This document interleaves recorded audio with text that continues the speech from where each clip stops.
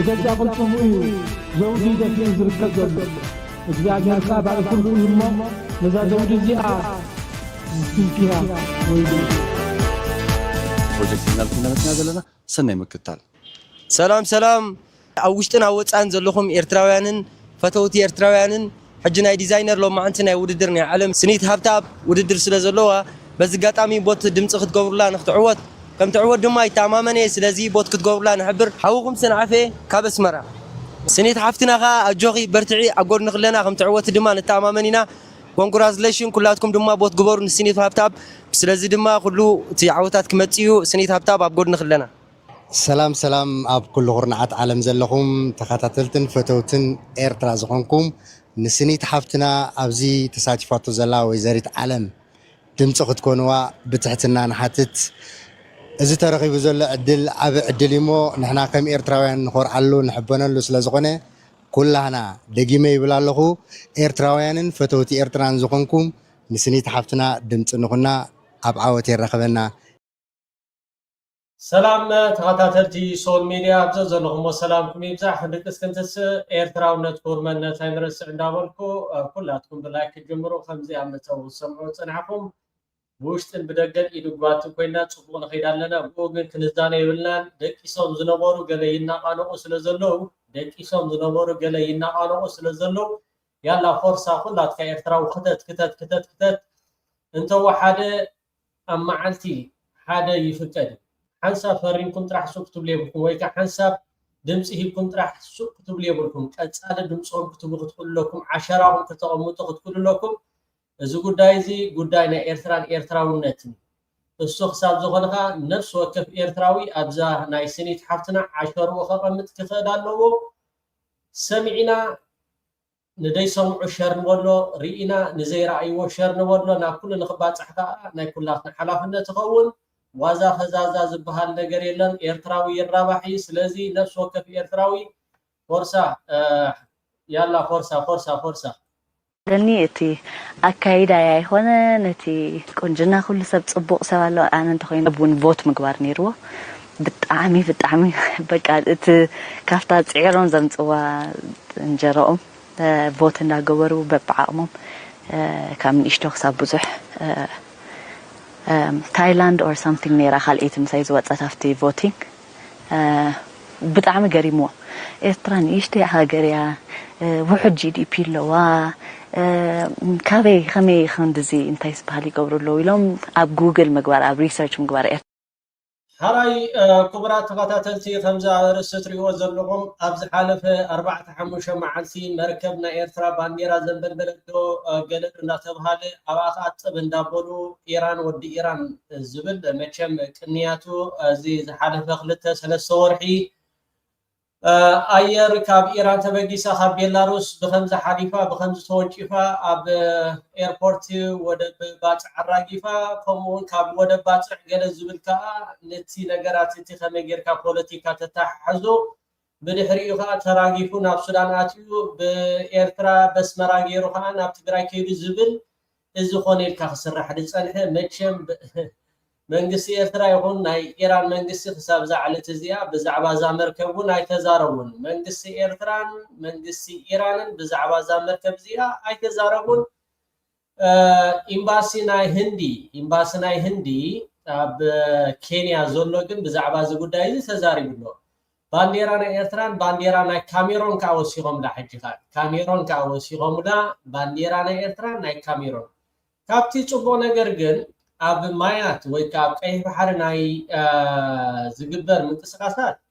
أبتن أي بحري إيرترا لا أبون دحردا حنت مركب آتيا إيرترا حلافنا توزدول أبنا يمن كاي يمن حلافنا توزدول أبنا سعودية توزدول أبنا سومال كا سومال حلافنا توزدول سلازي أب كأي بحر ناي إيرترا يكونت نظام مركب زيادة شوية ويكا أبنا يمن أيقونة تجويا كابيمن 13 مايلس رحيقا زركب أب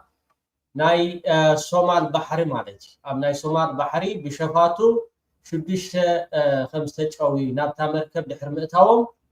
نتوم أب أزنبورو نتا مركب تجويما توم 22 هنداويا መንግስት ህንዲ ደሃይ ከም ዝገበረ ኣብ ጽቡቅ ኩነታት ከም ዘለው ገንዘብ ክፈሉ ኩሉ ግዜ ኣብ ሶማል ከምዚ ዓይነት ብዙሕ ተሪዮታት ይዝርአ ምስ ፖለቲካ ወላ ሓደ ዘተኣሳሰር የብሉን ብነፍስኹም ዳ እሱራት ኮይንኩም ዳ እምበር ምስ ፖለቲካ ወላ ሓደ ዘተኣሳሰር የብሉን ኢንሹራንስ ኣሎ እቲ ኢንሹራንስ ይኸፍሎ ወይ ከዓ እቲ መንግስቲ ይኸፍሎ ዋና መርከብ ብስምምዕ መጽእ ብዛዕባ እዚ ጉዳይ እዚ ምስ ኤርትራ ወላ ሓደ ፖለቲካ ዘተኣሳሰር የብሉን እቶም ለይትን መዓልትን ሓፍኮፍ ክትብሉ ዝቆለኹም ያ ኣብዚኣ ናሃለትኩም ከተንብቧን ሓዳደሊኹም ስደደልና በሉን ወይ ከዓ ኣብቲ ናይ ኤክስ ኣብ ትዊተር ኢንዲያን ኢን ኬንያ ዝብል ኣብኡ ራእዩ ኣብ ኢንዲያን ኢን ኬንያ ኤምባሲ ናይ ህንዲ ኣብ ኬንያ ኣብ ጽቡቅ ኩነታት ከም ዘለው እቶም 22 ኣብኣ ዝነበሩ ናይታ መርከብ ማለት እዩ ባንዴራ ናይ ኤርትራ ናይ ካሜሮን ከዓ ወሲኾምላ ጌራ ከም ዝነበረት ናብ ኤርትራ ንብረት ጽዒና ከም ዝነበረት ናብ ካሜሮን ከዓ ንብረት ጽዒና ከም ዝነበረት እዮም ዝብሉ ዘለው በዚ ጉዳይ እዚ ግን ብዛዕባ እቲ ክገብርዎ ዝቐነዩ ኢራን እንዳበሉ ኢራን ኣብዚ ጉዳይ እዚ ከምዘየላ ኤርትራ እውን ኣብዚ ጉዳይ እዚ ከምዘየላ ብዛዕባ እዚ ከዓ መልሲ ካብዘን ክልተን ሃገራት ዝተዋሃበ የለን ዋናታ መርከብ ዲ ወይ ከዓ እቶም ኣብኣ ዘለው ግን ደሃይ ክገብሩ ጀሚሮም ኣለው ብዛዕባ እቲ ኣብኡ ደለው ዝነበሩ ባሕረኛታት ማለት እዩ ሃራይ ናብቲ ዝቕፅል መደብ ክቡራት ተኸታተልቲ ላይክ እንዳገበርኩም እቲ ላይክ ብጣዕሚ ኣዝዩ ኣገዳሲ ነቲ ንዝርግሖ ናብ ላዕሊ ንክወፅእ ኣዝዩ ጠቃሚ ስለዝኾነ ላይክ ኣይተውሕዱ ይኽብለኩም ዝደሊ መቸም ስርዓት ብልፅግና ዝገብሮ ዘሎ ዕዳን ኣብ ጎረባብቲ ሃገራት ሳላታ ፅንዕቲ ወይ ከዓ ቅድስ መሬት ኤርትራ ጅግና ሓይልታት ምክልኻል ኤርትራ መንግስቲ ኤርትራ ከዓ ነታ ኤርትራ ብሓፁር ሓፂርዋ ስለ ዘሎ ዳኣ እምበር ስርዓት ብልፅግና ዝገብሮ ዘሎ ዕዳን ኣብ ልዕሊ ሱዳን ሎማዓንቲ ገፂልዎ ውዒሉ ካብ ኢትዮጵያ ዝተበገሳ ድሮናት ማለት እዩ ኣብ ሱዳን ክልል ኣየር ናይ ሱዳን ጥሒሰን ድሕሪ ምእታው ሓንቲ ምዕብልቲ ድሮን መንግስቲ ሱዳን ከም ዘውደቐ ዝወፅእ ዘሎ ሓበሬታ ብጣዕሚ الله اكبر الله اكبر دي طبعا دي المزير طبعا دي المزير الله اكبر ሃራይ እዛ ትሪእዋ ዘለኹም ካብ ኢትዮጵያ ተበጊሳ ናብ ክልል ኣየር ሱዳን ድሕሪ ምእታዋ ኣብ ከባቢ ደማዚን ኣብ ክልል ቡኑላይል ተወቂዓ ከም ዝወደቐት ሰብ ኣልቦ ነፋሪት ወነንታ ወይ ከዓ እቲ ወናኒ ናይቲ ድሮን ስርዓት ብልፅግና ምዃኑ ወናኒ ናይታ ድሮን ስርዓት ብልፅግና ምዃኑ እዚ ከዓ ብጣዕሚ ኣዝዩ ኣብቲ ዞባ ዝግበር ዘሎ ምትኩታኽ ኣብ ልዕሊ ሱዳን ይኹን ኣብ ልዕሊ ኤርትራ ፅባሕ ንጎ እኩብ ድምር ስርዓት ብልፅግና ዋጋ ከፍለሉ ምዃኑ ክፈልጥ ይግባእ እዛ ድሮን እዚኣ ካብተን ኣዝየን ምዕቡላት ሎማዓንቲ ዝወደቐት ኮይና መንግስቲ ሱዳን ከዓ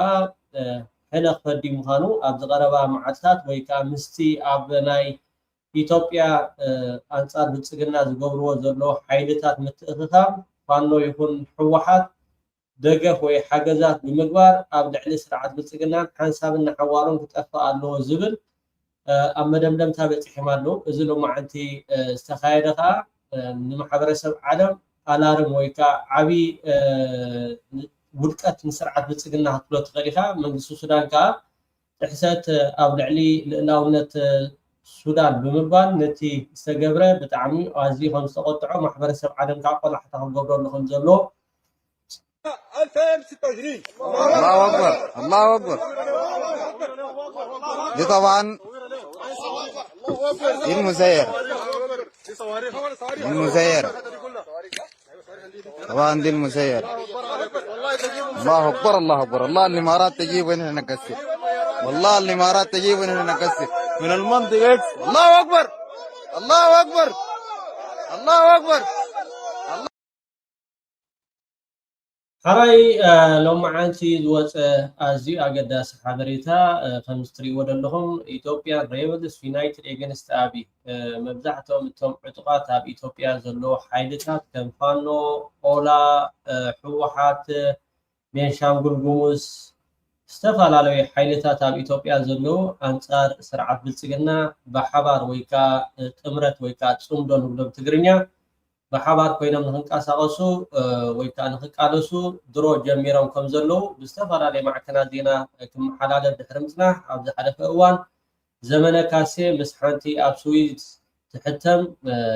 ኣንጻር ብልጽግና ዓጢቖም ክቃለሱ ምዃኖም ምስ ዝተፈላለዩ ሓይልታት ኣብ ኢትዮጵያ ዘለዉ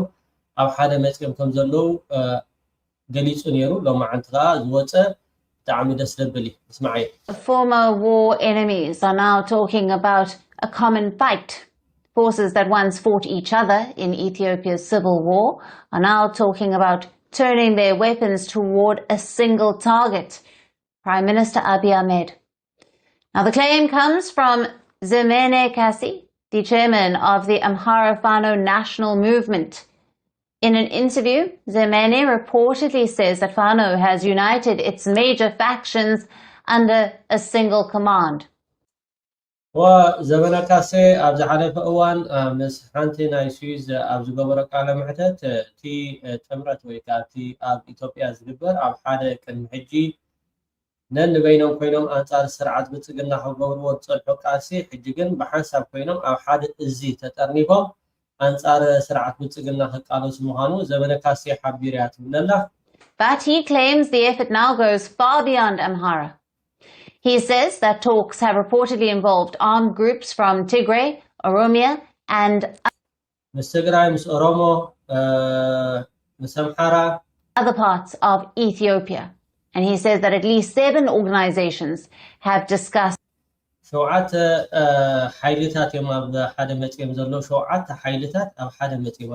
working together. Their common objective is the fall of Abiy Ahmed. Over the past 2.5 years, we have brought the resistance from Shiwa, Wolo, and Gondar together, along with groups from Wolega in Oromia. We are now one movement, under one command. And we have also held this.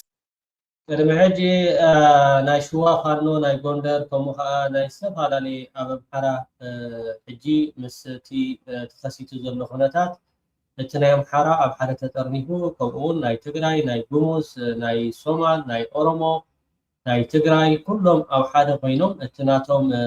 ታርጌት ከዓ ንኣብይ ኣሕመድ ምእላይ እቲ ናቶም ቀንዲ ኣተኪሮም ዝሰርሕሉ ወይ ከዓ እቲ ተበጊሶምሉ ዘለዉ ናቶም ጎል ወይ ከዓ እቲ ዕላማ ንኣብይ ኣሕመድ ንምእላይ one movement under one command. And we have also held discussions with forces from Tigray, Gumuz, Berta, Somali, and Oromo groups. At least 7 organizations have discussed working together, not just for today, but to build a nation where people can live well after the fall of Abiy Ahmed. And that claim is emerging as the security situation in Tigray deteriorates. Now, in the early hours of Thursday, a drone...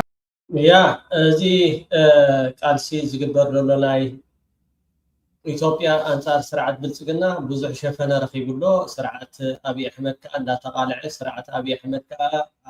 ኣፉን ዕርወቱን ዝኸደሉ ዘሎ እዋን እቲ ዝካየድ ዘሎ ኣቓልቦ እንዳረኸቡ ይኸዱ ኣለዉ ሓራይ ብምቕፃል ምስጢራዊ አስቸኳይ ጉዞ እንሂድ እንግዲህ ኦባሳንጆ በፍጥነት በአስቸኳይ አዲስ አበባ እንዲገባ የተደረገው ኣራይ ኣብ ዝሓለፈ ክልተ መዓልቲ ብመጀመርታ ቅድሚ ናይ ዶክተር ሚልኬሳ ምስማዕና ሕወሓት ተሪር መግለፂ ንማሕበረሰብ ዓለም መልእኽቲ ሰዲዱ ነይሩ እቲ መልእኽቲ ከዓ ብሕፅር ዝበለ ማሕበረሰብ ዓለም እዚ ስርዓት ብልጽግና ዝገብሮ ዘሎ ኣብ ልዕሊ ትግራይ ማለት እዩ ዝተፈላለዩ ቶክታኻት ዝተፈላለዩ ድብዳባት ዝተፈላለዩ ንኩናት ዝዕድም ብዓቕልን ብትዕግስትን ክንከዶ ፀኒሕና ኢና ሕጂ ግን ሕነ ምፍዳይ ወይ ከዓ ስጉምቲ ክንወስድ ክንጅምር ኢና ዝብል ፅሑፍ ንማሕበረሰብ ዓለም ተሪር ዝኾነ ካብቲ ናይ ቅድሚ ሕጂ ማለት ካብቲ ናይ ቅድሚ ሕጂ ትርር ዝበለ ናብ ኣክሽን ዝወስድ በዚ ጉዳይ እዚ ከዓ ኣብይ ኣሕመድ ተሰናቢዱ ማለት በዚ ሕወሓት ቅድሚ ክልተ መዓልቲ ሓንቲ ፅሑፍ ተርኢ ነይረት ኣብ እንግሊሽ እንድሕር ዳሪኦማ ተኸታቲልኩማ ኮይንኩም ባቃ عقلنا ودينا ناب سجون تسن أتوينا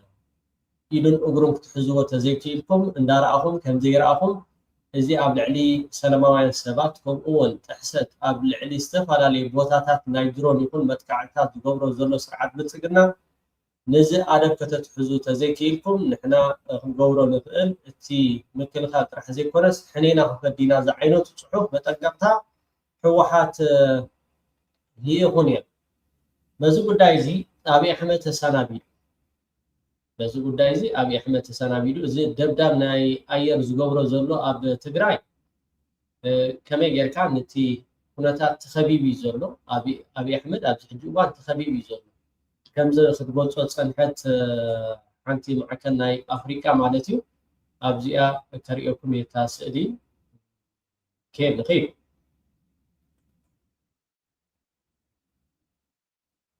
اوكي ابي احمد خمزي نريو زلنا بسئله تخبيبي زلو بانو بمحارة بأونك ويكا أولا بناي أورومو بغموس بنشانغول كومون بناي السودان بناي إيرترا بكل تخبيبي زلو أبز حجي ساعات بان مالتي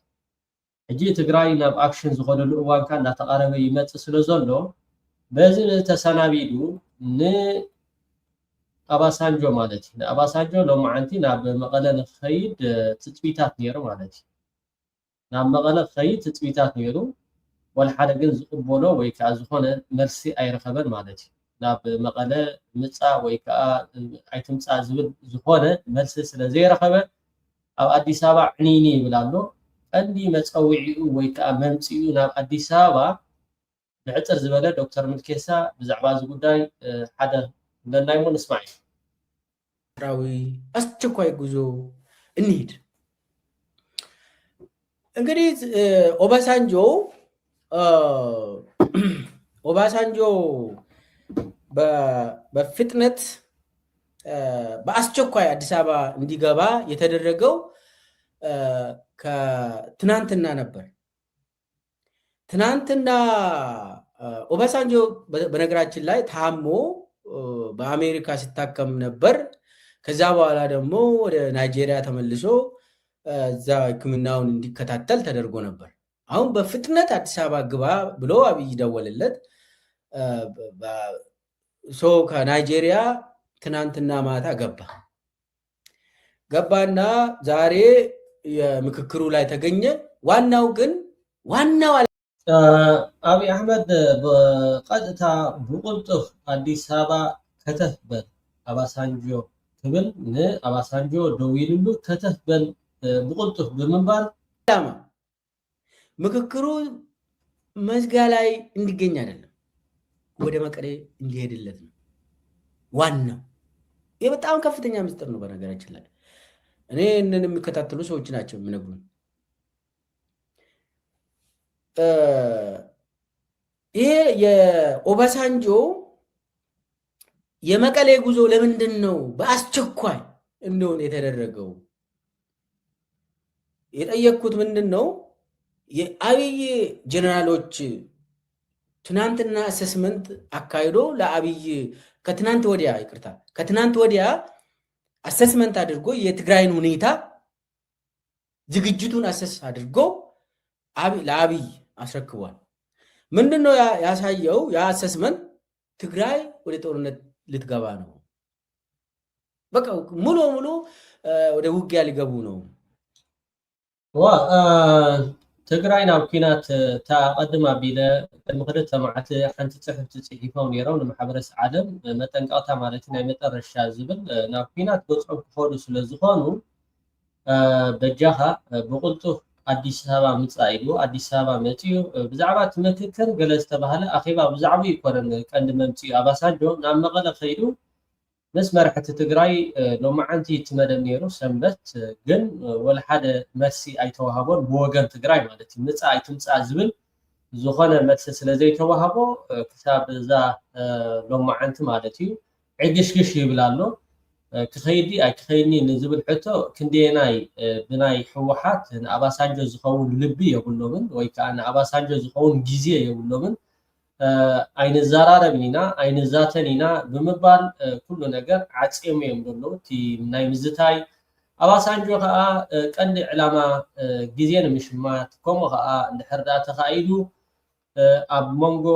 ሕወሓትን ፋኖን ምጥርጣር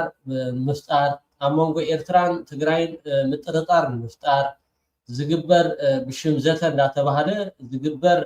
ፈተለታት ንኸምኡ ተዘይኮይኑ ኣብይ ኣሕመድ ወላ ሓደ ግዜ ንምሽማት ንሓደ ሰላም ጌርካ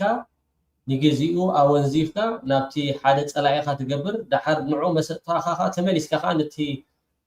ሰላም ኢልካ ኣወንዚፍካ ፀንሕኻ ንዑን ምጥፋይ ትቐንዲ ዕላማ ማለት እዩ ኣብዚኣ ከዓ ተጋሩ ክትነቑሕላ ይግባእ ኣባሳንጆ ናብ መቐለ ክመፅእ እንድሕር ደኣ ኮይኑ እውን ከልቢ ናይ መቐለ ክቕበሎ ኣሎ ከልቢ ናይ መቐለ ናይ ፅርግያ እዚ ሰብ እዚ ተልእኹኡን ዕላምኡን ንትግራይ ንምጥፋእ እዩ ኣብ ፕሪቶርያ ውዕል ይፈልጦ እቲ ናይ ፕሪቶርያ ውዕል ዝፈልጦ እዩ ኣባሳንጆ ዝኾነ ትግራዋይ ነዚ ዝኸውን ልቢ ወይ ከዓ ነዚ ዝኸውን ግዜ ክትህብዎ የብልኩምን መፂኡ እውን ምሳኹም ተዛረብ የብሉን ኣበይ ነይሩ ፕሪቶርያ 3 ዓመት ገይሩ ስለምንታይ ይተግበር ኢሉ ወይ ከዓ ዝኾነ ነገር ብዛዕባ እቲ ኣብ ቴንዳ ዝሳቐል ዘሎ እዚ ንገንዘቡ ኢሉ ዝነብር ባንዳ ናይ ምዕራባውያን ዝነበረ ሕጂ ከዓ ባንዳ ናይ ኣብይ ኣሕመድ ተለኣኺ ናብ መሬት ትግራይ ከማን ክረግፅ የብሉ ከምታ ዝሓለፈት በዓል ኣማኒኤል ማለት ኣማኒኤል ምክትል ናይ ዶክተር ደብረፅዮን ተቐቢልዎ ሕጂ ግን ወላ ሓደ ሰብ ከይቅበሎ ዝቕበሎ እንድሕር ዳ ኮይኑ ከዓ ከልቢ ናይ መቐለ ይቀበሉ ነዚኦምን ወዲ ከምዚኦምን ማለት ንገንዘቦም ኢሎም ዝነብሩ ወይ ከዓ ብዛዕባ ናይ ቀርኒ ኣፍሪቃ ህዝቢ ሓልየት ዝበሃል ዘይብሎም መሬት ትግራይ ከማን ክረግፅዋ የብሎም እዚኣ ኣስተውዕሎ ተጋ እዚኣ ኣስተውዕሎ ክረግፃ የብሉን የሚል አሰስመንት ነበር። ስለዚህ ምንድነው የምናደርገው ተባለ ቶሎ ኦባሳንጆ ይምጣልን በቀጥታ ወደ መቀሌ ይሂድልን ሽምግልናውን ይጀምር ዋናው እንትኑ በሰላም ለመጨረስ አይደለም ጉዳዩ ነገ ነው ነገ እሁድ ወደ መቀሌ እንዲሄድ ነው የኦባሳንጆ አስቸኳይ አዲስ አበባ ገብቶ እንዲደር የተደረገበት ምክንያት ኦባሳንጆ ቀጥታ መቀሌ ነገ እሁድ መቀሌ እንዲሄድ ነው የተጠራው ምክክር ምናምን መዝጊያ ንግግር እንዲያደርጋል እሱ በእግር መንገዱ ኢትዮጵያውያን እንኳን ደስ ያላችሁ ብሎ ሆቴል ውስጥ ገብቷል የተጠራው ግን ለዛ አይደለም ዋናው የተጠራበት ምክንያት ወደ መቀሌ እንዲሄድ ነው አሁን ምንድነው ይሄ ነገር የሚያሳየው አብይ በጣም ተወጥሯል ሲቹዌሽን ሩም ውስጥ ነው አብይ ይሄ ሲቹዌሽን ሩም ተብሎ ድሮን ኦፕሬት የሚያደርጉበት ሩም ሶ ምንድነው የሆነ ያለው አብይ ሲቸገር መጨረሻ እንትን ላይ ሲደርስ ሁሉ ጊዜ ኦባሳንጆን ይጠራል ኦባሳንጆን ጠርቶ መቀሌ ሄድልኝ ይላል ከዚህም በፊት በየጊዜ ሰዎች ይሄዳሉ አምባሳደሮች ይሄዳሉ መቀሌ ዲፕሎማቲክ ማዕከል ለማድረግ ይሞክራሉ አሁን ሰሞኑ መቀሌ ድረስ አብይ በድሮን መጥቷል ዜጎችን ነው መታል የአብይ ድሮን ኦፕሬሽን በጣም ዊክ ነው በጣም ደደብ የሆነ እንትን ነው ያላቸው ታርጌቱን አይመቱም ዝም ብሎ ትምህርት ቤት ላይ መንደር ላይ ነው የሚወረውሩት ሆስፒታሎችን ነው የሚመቱት በድሮን ኦሬዲ ጦርነቱን አብይ ነው የጀመረው ምንድነው ያደረጉ ያሉት የትግራይ ሰራዊት ግን ወደ ጦርነት ሙሉ ጦርነት እንዳይገባ ነው የሚፈልጉት ስለዚህ እዛው አስቆይተው እዛው ያሹ ያዳከሙ ጊዜ መግዣ ለማድረግ ነው እና ወደ መቀሌ የሚሄደው ይሄ ሰው ኦሬዲ ታውቃላችሁ ኦባሳንጆ ቅጥረኛ ነው የአብይ ሰራተኛ ነው ከዚህም በፊት ታሪኩን ካያችሁ የ2013 ምርጫ አፍሪካ ህብረትን ወክለው የአብይ ምርጫ ነፃ ምርጫ ነው በጣም የለም በአፍሪካ ደረጃ ብሎ ለአብይ ያንን ባለውለታ የዋለለት እንግዲህ ኦባሳንጆ። ከዛ በኋላ ደግሞ 2014 ደግሞ ከአንድ ዓመት በኋላ የፕሪቶሪያ ስምምነት የሚባለውን ለአብይን ወክለው ዋናው ስራ አስኪያጅ ሆኖ የፕሪቶሪያ ስምምነት የሚባለውን የትግራይን ጦርነት ለተወሰነ ገብ ያደረገ ሰው ነው። አብይ ወክሎ ነው ይሄንን ያደረገ። kind of ceasefire ተኩስ ማቆም ስምምነት ይመስላል ለተወሰነ ጊዜ። ግን የፊፍዝ ጀነሬሽን ጦርነቱ ቀጥሏል። ይሄ ትግራይ ህዝብ ላይ ምንም የቆመ ነገር የለም። ከዛ በኋላ ደግሞ ይኸው የምክክር መድረክ ምናምን ጉባኤ መክፈቻው ላይ ይገኛል፣ መዝጊያው ላይ ይገኛል። አብይ ከጠራ አቤት ነው፣ አቤት እየመጣው ነው። ነገ አዲስ አበባ አድረ አነጋግረኝ ሲባል በፍጥነት እየታመመም መጥተው ለአብይ እስክሳይ ይወርዳል ሰውየው መኒ ይሄው ያ አብይ አሕመድ ይባቃ ነዓ ጊዜ ንኽሽምት ከምኡ ከዓ ጋላግለኒ ኩናት ክገብሩ ይሓስቡ ስለ ዘለዎ ሕኒኦም ክፈድዩ ዝብል መጠንቀቕታ ከምኡ መግለፂ ኣውፅኦም ስለ ዘለዎ ንዓና መቐለ ኺድ ቀልጢፍካ ምፃእ እዛ ኩናት እዚኣ ከይጀመርዋ እንድሕር ዳ ጀሚሮማ ተዋፂሩ ስለ ዘሎ ተኸቢቡ ስለ ዘሎ ካብዛ ጉዳይ እዚኣ ዓግሽግሽ ኢልካ ኣድሕነኒ እያ ነዚ ዝኸውን ግዜ የብልናን ዝብል ከምዛ ክብላ ዝፀንሐ ብገንዘብ ዝሰርሕ ኣባሳንጆ ገንዘብ ትሂብካዮ ወላ ሓደ ብዛዕባ ህዝቢ ትግራይ ዓጦ ብዛዕባ ህዝቢ ኢትዮጵያ ዓጦ ከምዛ ሒዝኩማ ዘለኹም ሎማዓንቲ ተሓሲቡ ነይሩ ሎማዓንቲ ኣተወን ኣሉ ከማ ቀፅልዋል نمور ودينا هنا باكا فهمتي يا تقول سعرنا هنا تسمينا هنا كفيلك اهم مسواتي تخفل الله حزون واهم لك اصلقني ولا كان هذي كنقدم يزلنا تلعل تسلف زبلنا زل عليكم ودينا هنا واحد زي كونس عبد العزيز تقرأي خينات كفيته ምክንያቱም ብልጽግና ብፖሊሲ ደረጃ ጸላእ ትግራይ እዩ እንተልካዩሲ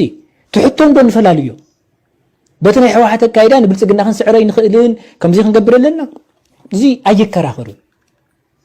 ዘጨቃጭቁ እውን ይኮነ እሱ ንክመጽእ እውን ምቅላስ ይካል ነገር ግን እሱ ንክመጽእ እናተቃለስካ ንብልጽግና ተቃለሶ ተዘየለ ግን ብልጽግና ዝኾኑ አካላትን ይዋግኡ ኣለዉ تحد أكل تجرفوه تخينات كم زجدف جيركا مسأل مقمات كالي أحد جاي مغنياتهم زخينات زي أمونجو ورارن أمونجو سناتن زجبر زلي تتارخون زي تحكي تمريت زلون زي لو ما عندي كاب حدا جزا نحقو بحقو خيقريو شدشت 4-5 قلعو قداينا أبي أحمد دبداب كوينم زلو أبي أحمد ودي خلت عمد هسان كي ترفوق عزلو أبي أحمد زرق هزب تقراي كسنتن كم درس كتفئن زنقس Thank you. سيا تحكي واقع خمزة تخبيبي زلو خمزة قعات ديزي أيتهابو ديزي كي قدمكم كله خمزة تخبيبوا زلو خم قعات أبي أحمد حنساب النحوارن كابلت قرن أفريقيا حقيقة متفاعل كبرات تغطاتي أبناي تمنيت حفتنا سنيت حفتنا مستخدمكم مثلا كلاتكم دمصهم هابو عشراهم هابو يلا فرصة تقدميت كومنت أو أحبط كومنت لايك أي توحدو متانتم دي سمعوا سميع متان أبناي تمنيت حفتنا خبرو لايك ورو يغني لك سسناي